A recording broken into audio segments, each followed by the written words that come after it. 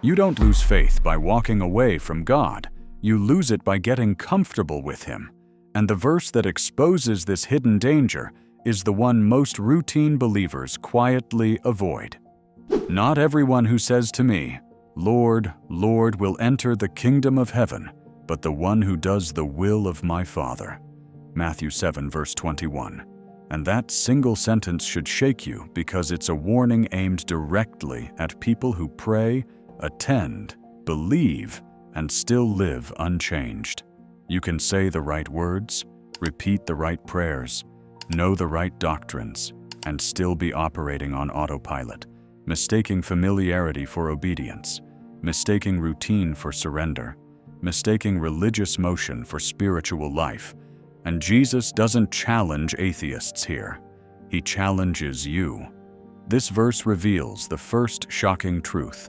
Routine faith secretly replaces obedience with comfort. And comfort is the enemy of transformation, because obedience costs something, while routine costs nothing. You can follow God's schedule without following His voice, just like Israel honored Him with their lips, while their hearts drifted far away. Isaiah 29, verse 13. And that drift rarely feels like rebellion. It feels like normalcy. The second hidden insight is even more unsettling.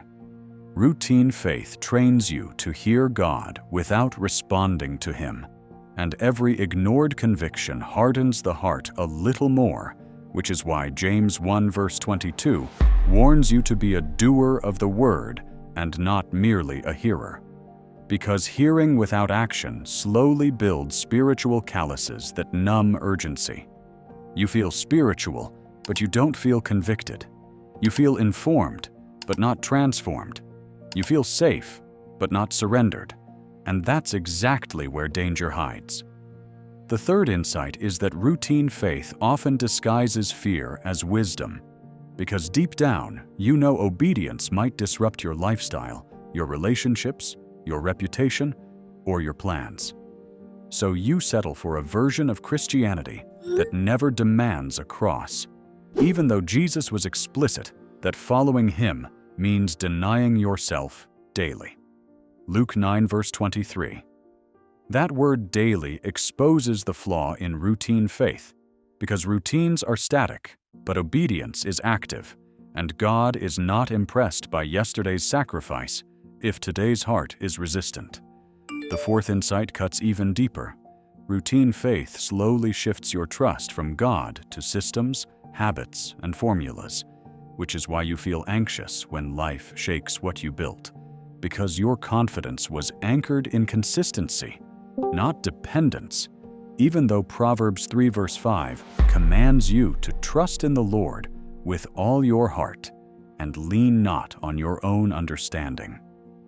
When your faith becomes predictable, God becomes manageable. And once God feels manageable, you stop expecting Him to interrupt you, correct you, or call you higher. Which is why Revelation 3 verse 16 warns against lukewarm belief that is neither hot nor cold, but dangerously comfortable.